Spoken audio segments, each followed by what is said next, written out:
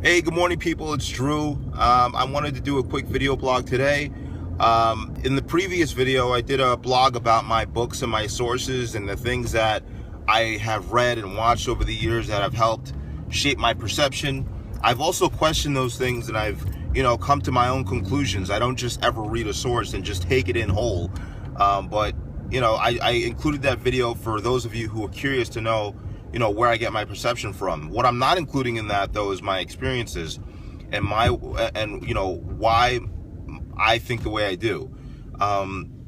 Besides that, I wanted to title this video why I'm against illegal immigration. Again, that's why I'm against illegal immigration. Let me just cut to the chase and say this. It's not because I'm against the migration or the immigration of brown people into the United States. I'm a brown person in the United States. I didn't immigrate here, but my parents did the right way. They did the legal way. And it's not even to say, oh, because my parents did the right way, I want to make sure everybody else does it the right way. It's not even about that either, although that would be nice, but it's more so about the fact that certain cultures operate a certain way, and they ingrain these methods of operation into the members of that culture. The problem with illegal immigration into the United States is that people came to the United States for a better way of life. They came here looking to take advantage of the individualism and the personal liberty and the self-responsibility that the United States provides. Very few people, migrated here because they said, oh, the U.S. is going to take care of us. That's not what the idea was. A lot of people came here because they knew that they would have the ability, based on their skills and their talents, to move forward. And a lot of immigrants that come from very bad countries are like, well, I've been through the worst of it in my bad country. How hard can the U.S. be? And that's why a lot of immigrants that come here and assimilate, they do very well in this country. But when you're an illegal immigrant, you're less likely to assimilate because you start off by breaking the law. You start off by being a criminal. You hold that in your conscience. And not only that, if you're ever found out, then it makes it even more difficult structurally to assimilate. So you can't ever really blend into society as a productive member of society because you came here the wrong way. You illegally entered. And not only that, when you illegally enter and you're less likely to assimilate, you bring all the negative things from the culture that you ran from. For example, there's a lot of cultures out there, and it just so happens that most of these cultures are full of brown people. Like even my Nigerian culture that my parents left, brown people for some reason gravitate towards collectivism. I don't care whether you call them Indians, I don't care whether you call them Mexicans, I don't care whether you call them Africans, Jamaicans, Haitians. Brown people tend to move towards collectivism and away from individualism. That is why brown people in general, in most cases, they're always making a moral argument for the Indian, or they're making a moral argument for the the nations that were colonized. And here's my thing, okay? If you guys saw my last video about my books and my sources, the 48 Laws of Power is one of my sources, okay? And one of the books I've read. Okay, here's my thing. Collectivism has proven through practical use over and over again. I don't care if you call it socialism. I don't care if you call it communism. Collectivism in general has proven over and over again to rob people of their power. And what happens in those cases is that the government then takes over and oppresses those people and bullies those people and brutalizes those people. And so then those people, in fear of oppression and to escape that oppression, they look for more individualistic societies like the United States. Now that's a good thing because they're escaping the problem. The issue I have is when they come over here the wrong way and they want to bring the same culture that they ran from, because it's so ingrained in their minds that they can't escape it. It's like you can take the thug out of the ghetto, but you can't take the ghetto out of the thug kind of thing. You know what I mean? They are so collectivist that it's like they can't get out of the system. So they come in here the wrong way, and they flood this population with their population. And then they start voting for policies and politicians that mirror the politicians and policies that they ran from before. See, that's the problem. That's why I'm against illegal immigration, and that's partially why I support Donald Trump. It has nothing to do with racism. It has nothing to do with not supporting another person's right to pursuit of liberty and happiness and all those great things.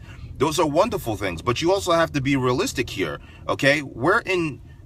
Every human being is entangled in a fight for resources. I don't care. You could be the nicest person in the world. You could be the most carefree person in the world. You know, you could be a tycoon who succeeds in that battle for resources. Or you could be part of an elite group who succeeds. I don't care who you are. Every single person is engaged in this fight for resources. And that's the fact of the matter. So, you know, you have to look at things a certain way. When people flood over the border illegally, you should take offense to that if you're a citizen of the United States. Not only because you came here the right way, but because this system has a certain order. There's an order to this system. We run on liberty here. We run on individualism here. And if you notice, there's a lot of forces within the country that are using brown people and are using minorities to be able to promote and push forward collectivism.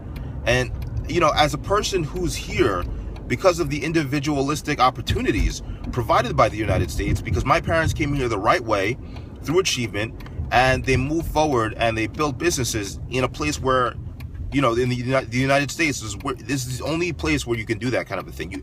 It's not the only place, but I'm saying it's one of the few places in the world where you can do that thing, that kind of thing. And I know some people say, well, what about communist China? Well, first of all, China is becoming more capitalist by the day.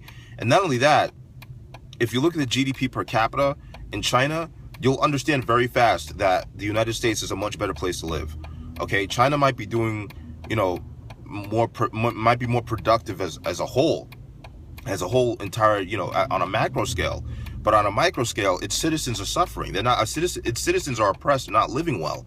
And that's the whole point. I'm all about prosperity and promotion of the individual. I'm basically a humanist, you know, in some kind of aspects, but I'm also a pragmatist as well. And so that's why I'm against illegal immigration. There has to be a system of checks and balances for entering a country. And the United States is run a certain way because we have a certain dominant culture here, whether you like it or not. I mean, that's just the fact of the matter. That's just what it is. I'm not saying one culture is better than another. I'm just saying that there's a way that this country is run because the dominant culture is individualistic and not collectivist. That's what I'm saying. It has nothing to do with one race or one culture being better than another. It just has to do with preferences. And if you're coming to the United States, it's safe to assume that you have a preference for individualism because you want to take advantage of all the opportunities that come with individualism. So if that's the case, then you should be made to somewhat assimilate. I'm not saying you should abandon your traditions or anything like that, but I think that you should be made to assimilate somewhat and become a productive member of society. And that's it. So I'm against illegal immigration. I support Donald Trump. And there's other reasons why I support Trump that I got into in my other videos. I still support Ben Carson, even though there's a lot of dirt coming out about him. I still support him. I like Ben Carson and I like Donald Trump, but I prefer Donald Trump just because there's nobody that owns him. He's beholden to nobody. He's a boss. He's a big thinker. He's a big doer. He's a fighter. He gets things done very well. And do I think he's going to get the nomination? Like I said before, I don't think he will.